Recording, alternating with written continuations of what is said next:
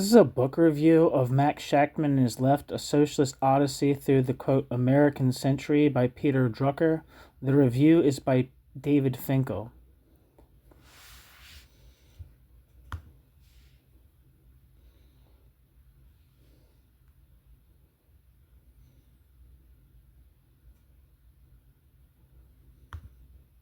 Here we are.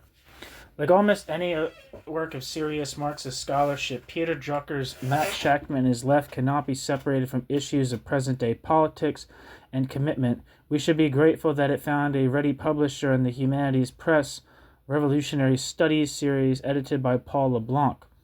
Far from producing a purely academic study of a historical figure, Drucker chose his subject as part of a conscious effort toward reconstructing a working-class internationalist revolutionary left.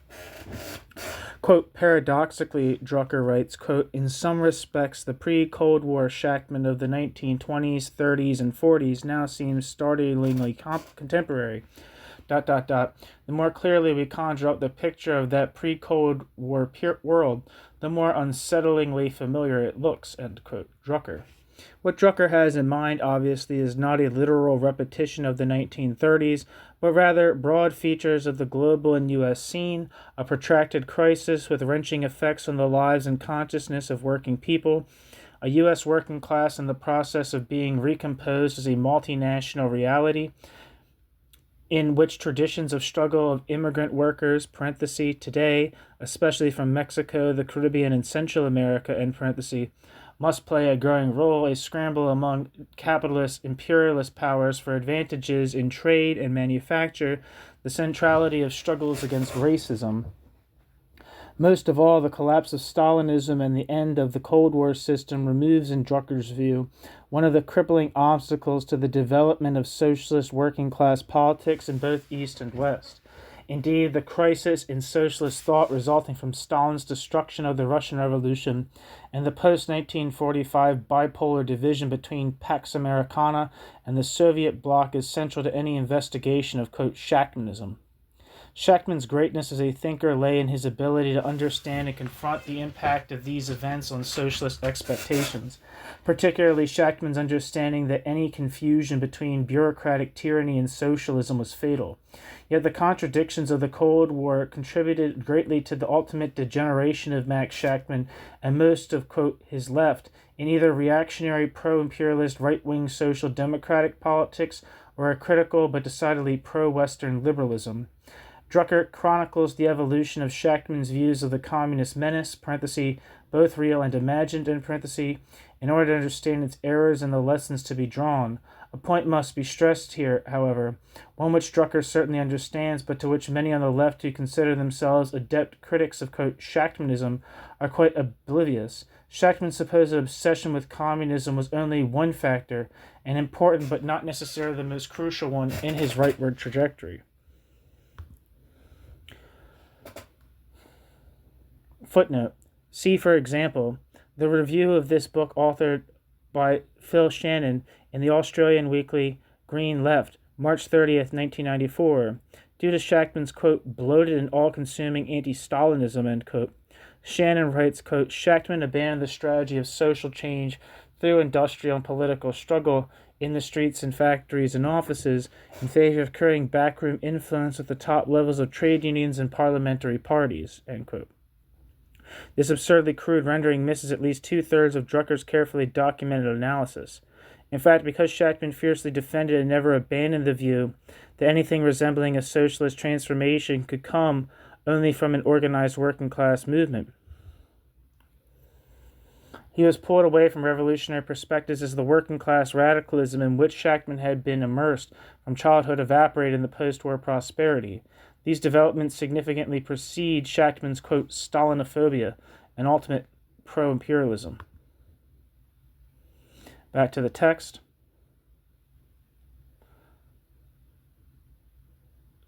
New section. Who was Max Shachtman? The first problem that arises in writing or reviewing a political biography of Max Shachtman has to do with the audience that Drucker obviously wants to reach. It includes many activists who have no idea who Shachtman was, some who are familiar with intricate details of the half-century of mass struggles and factional battles in which Shachtman was engaged, and others of us who have studied parts of the relevant literature but who cannot claim deep historical expertise. Footnote: according to book reviewing protocols, I think I'm supposed to mention that I was one of a number of people cited in Drucker's acknowledgments who read the manuscript in draft form. Incidentally, I regretfully note that in the published version, a detailed discussion of the complex efforts to reunify Shachtman's Workers' Party with James Buchanan's Socialist Workers' Party in 1947-48 has been greatly compressed, presumably for reasons of space, with much entertaining narrative sadly lost. End footnote. It must be said that Drucker succeeds strikingly in writing for a diverse potential readership. Drucker is also concerned to attempt to recover Shachtman's personal qualities, Shachtman's warmth and capacity for friendship, as well as Shachtman's abrasive and quarrelsome traits, a difficult task for an author generations removed from his subject.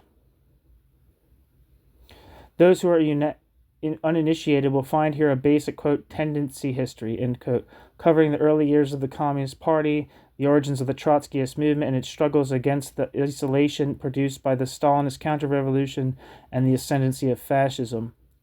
This was followed by the militant revolutionary activism of the 1940s Workers' Party and the 1950s Left Socialist Independent Socialist League. Finally, came the 1960s, while a remainder of Max Shachtman's movement irrevocably splintered, and when Shachtman himself adopted a contemptuous and sectarian attitude toward the New Left, particularly the anti-war movement, until his death in 1972. So who was Max Shachtman anyway? An astonishing and contradictory figure by any reckoning, Shachtman was among the political and intellectual founders of American communism, Trotskyism, and neoconservatism. In the 1940s, Shachtman led a small but vigorous revolutionary party that led early struggles to desegregate auto plants. In the 1960s, after his career of a revolutionary had ended, he was a major, though unpublicized, strategic thinker behind the 1963 Civil Rights March on Washington, yet also a mentor of United Federation of Teachers President Albert Shanker, leader of the 1968 racist New York teacher strike against community control.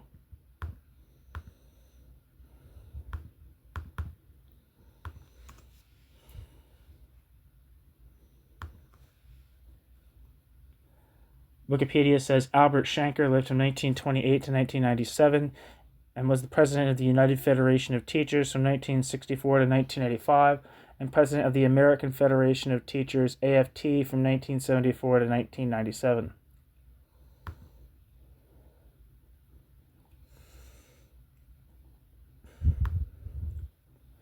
Back to the text. Shachtman was born in 1904 in Warsaw, but a lifelong New Yorker from infancy, recruited to socialist politics through his studies and the Jewish working-class milieu he lived in. Shachtman was a founding member of the American Communist Party, among its most energetic organizers and journalists, and a youthful leader of its, quote, Americanizing wing during the party factional wars of the 1920s. An early expression of Shachtman's internationalism was his powerful statement of solidarity with the Nicaraguan anti-imperialist war of Augusto Sandino,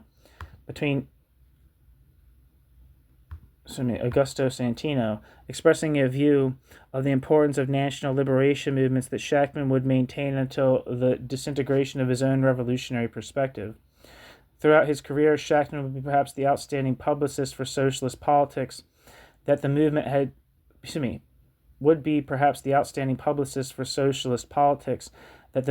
produced in the United States.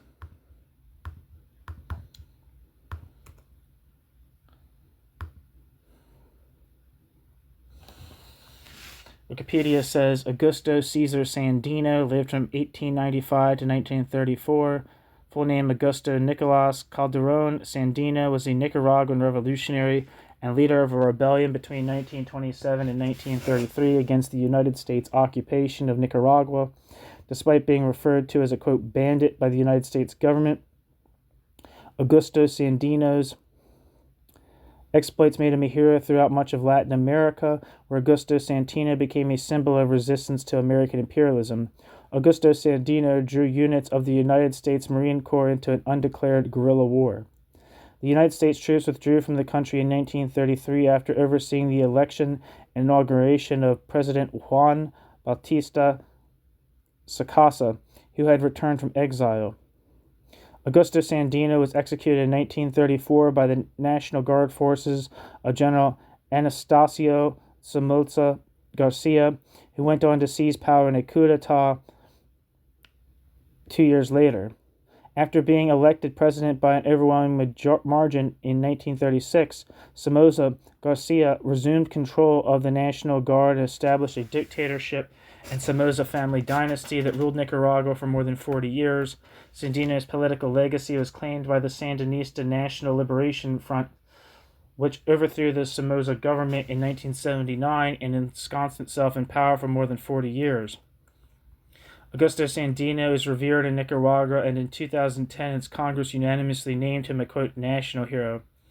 Augusto Sandino's political descendants, the icons of his wide-brimmed hat and boots, and his writings from the years of warfare against the U.S. Marine Corps continue to shape Nicaragua's national identity. Back to the text. Along with co-factionalists James P. Cannon and Martin Aburn, Shachtman was a founder of the U.S. Trotskyist movement and an early fighter for the Fourth International. Shachtman and Cannon participated actively in the Trotskyist leadership of the 1934 Minneapolis Teamster strike. Shachtman also wrote some of the most important exposures of the Stalinist show trials and edited the Trotskyist theoretical organ New International, the best revolutionary Marxist journal ever published in the English language. New section, the third camp. Trotskyism split inevitably over the, quote, Russian question in the context of the Second World War. Wrenching controversies arose from the destruction of the remnants of Lenin's Bolshevik Party and the virtual enslavement of Soviet workers, as well as the Stalin-Hitler Pact, Soviet occupations of Finland and Poland, and the USSR's trajectory into, out of, and back into alliance with Western imperialist powers. I don't believe it's the case that the U.S. Trotskyism split over the Russian question. What the split fundamentally was about was the rights of the minority within that party, which the Cannon leadership very scarcely acknowledged.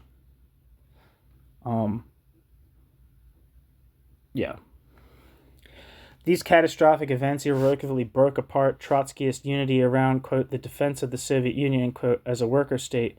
However degenerate it had become, Trotskyists had argued, under Stalin's totalitarian and bureaucratic dictatorship, Again, readers new to the history of this split, which was consummated organizationally shortly before Trotsky's assassination in 1940, and its legacy of polemics will find in Drucker's book as good a basic account as will be found anywhere.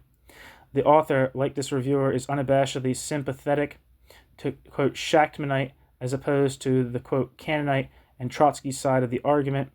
Drucker is careful, however, to trace the stages and internal contradictions through which Shachtman's position evolved from 1939 to the articulation of essentially a completely new theory of a new Stalinist ruling class system, bureaucratic collectivism in 1940 to 1943. To my understanding, that's not the case with Peter Drucker. Peter Drucker, I think, is part of like the mainstream of international Trotskyism. A member of the Party for the Reunification of the Fourth International or something like that. Whatever it's called. The kind of like seems to me like he's more of like a guy who's like influenced by like people like Ernest Mandel and stuff like that, as opposed to Shachtmanite, third camp socialism. The formation produced by the minority in the split, the Workers' Party led by Shachtman, organized around the slogan of a, quote, third camp, conceived as a struggle of workers and oppressed people everywhere as an alternative to both imperialist war camps.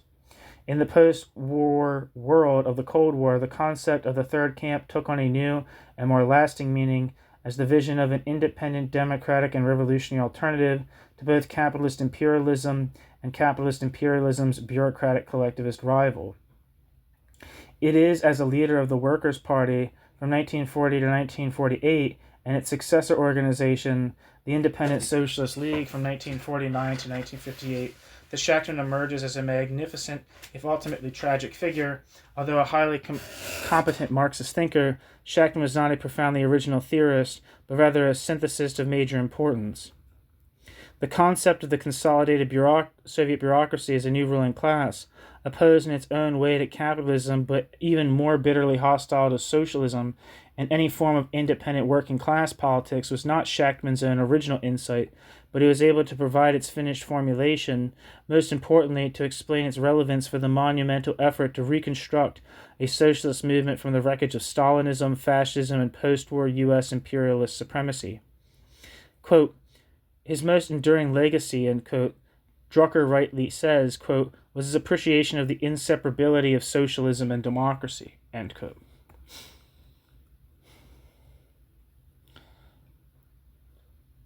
Compared to who? That's the question. Compared to who? Does that mean that like Trotsky or James Buchanan and other people did not appreciate the connection between socialism and democracy?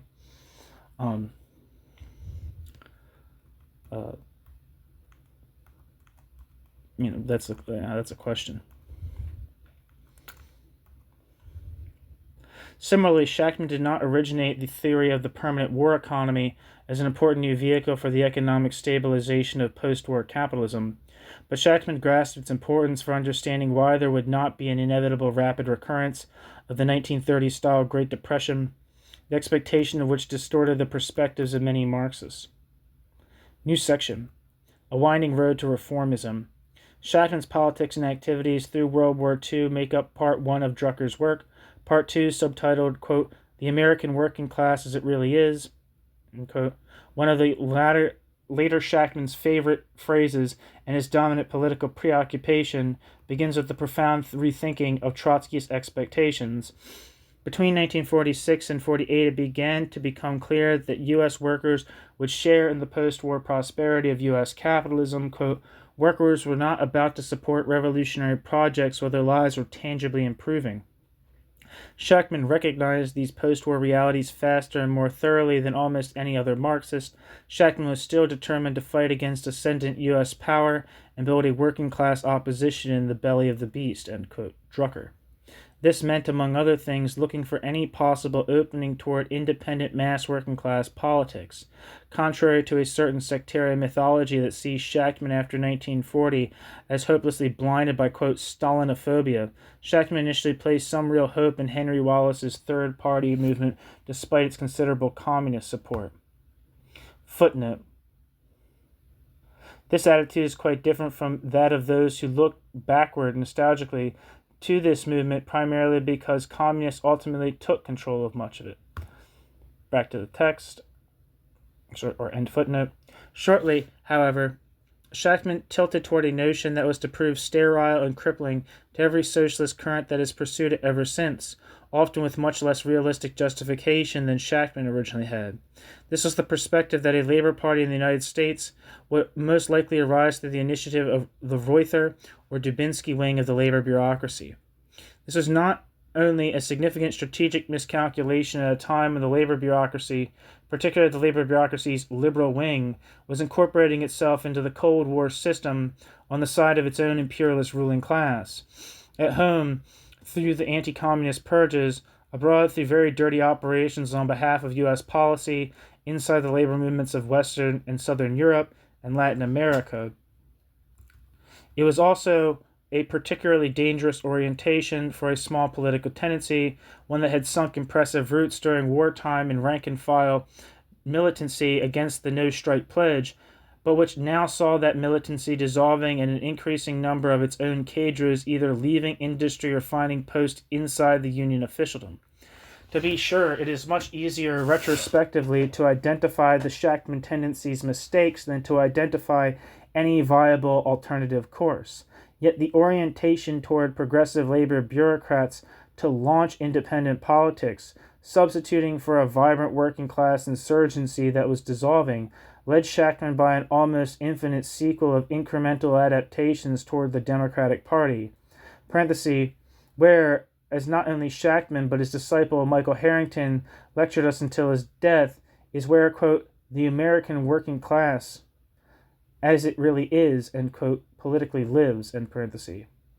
Today, the attempt to forge an independent working class political alternative coming together around the formation of Labor Party advocates is starting virtually from scratch, partly because the socialist left of previous generations has produced such a sad legacy of dependence on the Democrats.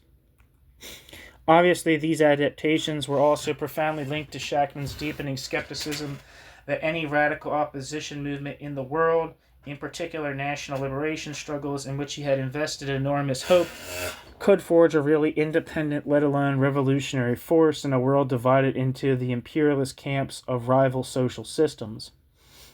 In short, Shachtman's winding road to reformism entailed the step-by-step abandonment of the third camp conception to which Shachtman had devoted so much passion and energy. New section, aligning with imperialism. A crucial moment was the dissolution in 1958 of the Independent Socialist League and its members' entry into the long moribund Socialist Party. As Alan Wald has written, quote, as long as the Independent Socialist League continued, those who aspired to shift their allegiance in the direction of supporting the, quote, democratic, imperialist foreign policy of the United States had to break from the organization. Once the organized political tendencies ceased to exist, the speed with which Shachtman moved to the far right wing of social democracy appalled not only many of his associates, but even those who had previously left his group, end quote. Wald, The New York Intellectuals.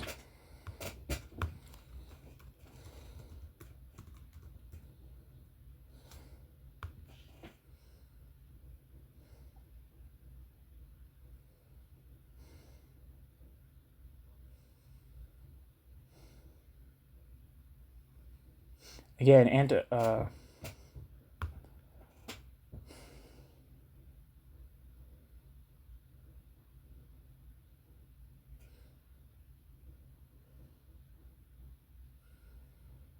one second.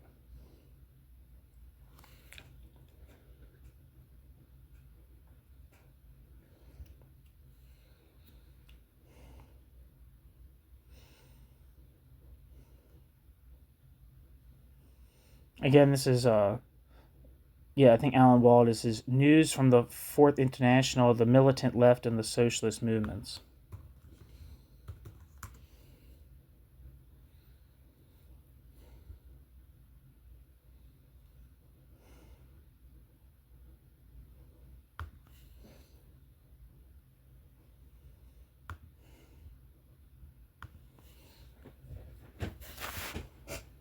By 1961, Shachtman refused to condemn the Bay of Pigs invasion. By 1965, Shachtman publicly supported the U.S. war in Vietnam.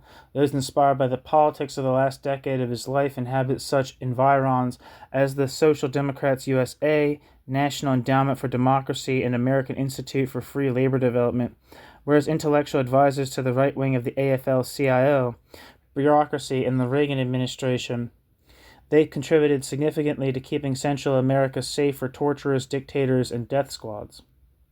Always searching for the, quote, American working class as it really is, end quote, Shachtman made his final commitment to the worst of reactionary institutions, leaderships dedicated to preventing that working class from changing and emancipating itself. I wonder if anything's going to be said about Julius Jacobson and Hal Draper. New section, grappling with a legacy. Coming to terms with the legacy of a political leader, both so inspiring and appalling, is Peter Drucker's fundamental purpose in writing this book. His own orientation as an activist shaped by the fresh upsurges of the 1960s and 70s, parenthesis, which Shachtman generally despised, except for the early civil rights movement, end parenthesis, as a revolutionary socialist and gay activist, as a fourth internationalist who regards himself as a, quote, Shachtmanite, naturally strongly influences Drucker's interpretive effort. I don't remember him saying that. Maybe I missed that part, but I mean, the book's on the channel, so I'll have to re-listen to it. Briefly said, Drucker's hope is that recuperating the revolutionary Shachtman for today's working class struggle, combined with the best qualities of a non-dogmatic Fourth International, fused with the anti-racist, feminist, and pro-gay commitments demanded by new movements, can help prepare a revival of authentic socialist politics in a crisis-ridden post-Cold War world. It's a powerful vision, and since I generally share it, I certainly recommend to all comrades and activists a careful study of Peter's sympathetic but sharp criticisms of key phases of Shachtman's complex evolution.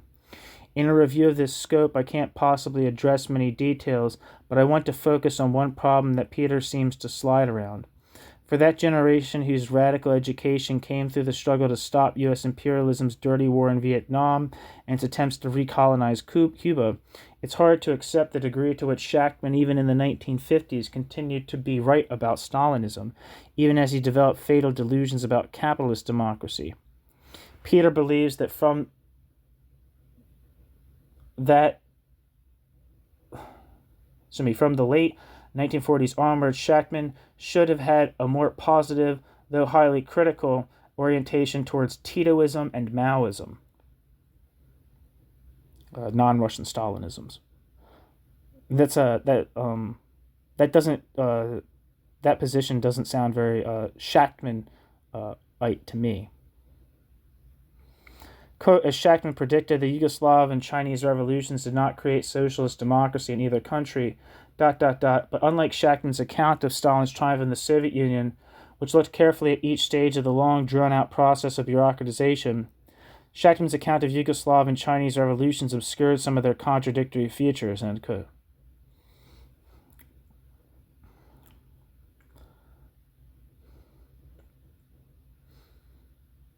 Drucker. Quote, contradictory features, end quote, of course, can cover an awful lot. In the case of China, Peter contends, quote, in China, the repression and military predominance in which the Cultural Revolution culminated and the repression of the 1989 movement for democracy proved that the bureaucracy could rely on the state to crush working people's resistance. But bureaucratic triumph was not the only possible outcome. The same economic policies that fostered a bureaucratic elite greatly expanded the working class. At the height of Mao's Cultural Revolution, communists in Shanghai took his references to the Paris Commune of 1871 more literally than he meant them to, and clashed with Mao and the army in an attempt to create true workers' democracy. As a side note, you should check out the piece that I have on here by a guy named Simon Leys, and also the work of Lauren Goldner on Mao's China. The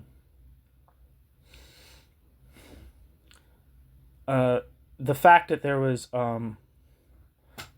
rage against the bureaucracy in Mao's China, at which Mao was the head of, does not mean that Mao was like some kind of actual substantial bureaucrat, and that the Cultural Revolution didn't stem from a faction fight with Mao trying to come back out on top after being more or less turned into a figurehead after the very, very serious disaster of the Great Leap Forward.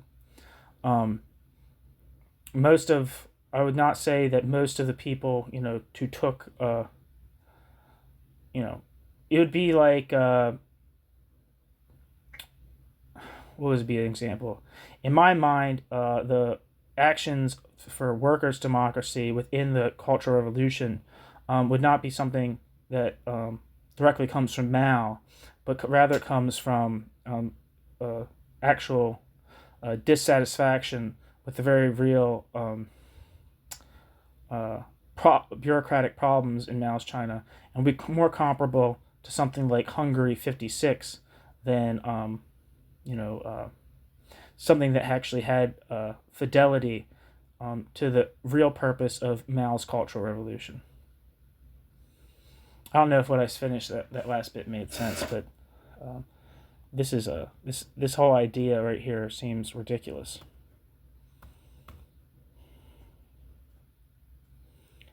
Did I say end quote? The fact is, however, that we know plenty about Mao's Communist Party from long before it took power, through to the, quote, anti-rightist purges of the 1950s, the brutal annexation of Tibet, through the mass starvation that followed the, quote, Great Leap Forward, and other wonders of, quote, socialist construction.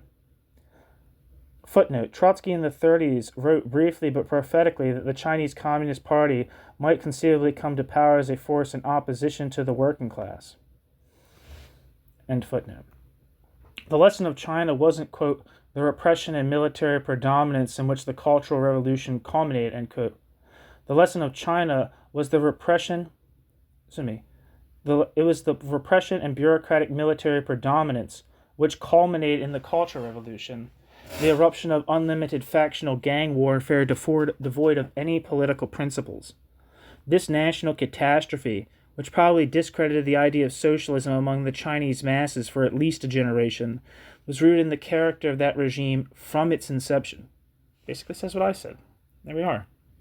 Following a further 15 years of repression of the, quote, democracy wall movement and its successors through the Tiananmen massacre, the Chinese Communist Party is now, finally, carrying through more or less the historic economic program of Chiang Kai-shek's Kuomintang, only with a more efficient, parenthesis, though of course not permanent, end parenthesis, totalitarian control over working class institutions than the KMT could likely have sustained. Again, this is greater argument for the fact that Peter Drucker is not some type of Shachtmanite. Peter, it seems to me, would like to achieve a fusion of the Shachtman theory of bureaucratic collectivism with the Fourth Internationalist view of the Chinese, Yugoslav, and Vietnamese Communist parties as embodying a certain vindication of Trotsky's theory of permanent revolution. Footnote. The work that presents this view most systematically is Michael Luvy's valuable study, The Politics of Uneven and Combined Development.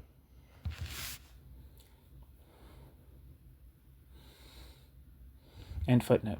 Here, I'm afraid, is where Drucker's argument is forced to gloss over much of the actual historical experience. If the course of events following the collapse of the USSR and the satellite states of Eastern Europe teaches us anything, it would appear to be that the crippling legacy of the bureaucratic system has made it more difficult for the working class to regain its own independent organization and movement than revolutionary Marxists of all stripes had predicted. My own view is that the Shachtman tendency would not have improved its own chances for political survival by straining to find something positive in Yugoslavia, Chinese, or Vietnamese communism, but it would have weakened the legacy it has passed on to those of us who are prepared to confront its strengths, its contradictions, and its errors. Shachtman and His Left is a crucial and seminal text for that important work of critical assimilation. And again, this text did not mention Hal Draper, nor did it mention Julius and Phyllis Jacobson. It paints this guy, part of the central tenets of I feel like of Shachtmanism, was not only criticism of bureaucratic collectivism in the Soviet Union, but bureaucratic collectivist intentions of world communist parties, and the idea that these Stalinist parties could be in spite of themselves carrying forth some revolution. If that's actually Drucker's position, that has nothing in common with anything to do with Max Shachtman. I really did like this piece. Who cares what I like, but I really did like this last piece about this very extremely confused understanding of the content of the Chinese Cultural Revolution. But yeah, Shachtman's tendency did not, strictly speaking, go into the direction of right-wing social democracy in the United States. There was a whole subsequent movement that was steeped in Shachtman, which would have been the independent socialists and what are they called? Clubs that became like the International Socialists in the United States. That followed Hal Draper, and also the journal New Politics by Julius and Phyllis Jacobson, which I think David Finkel even publishes in, which is kind of like crazy that he wouldn't mention it. But yeah, the Shachtman tendency didn't die with Max Shachtman's change in politics. There's very good pieces on this channel, if you're curious, called "The Two Deaths of Max Shachtman," and then also just the actual book by Peter Drucker, as well as a lot of text by Max Shachtman. So check those out. Maybe you'll form your own opinion. Thanks for listening.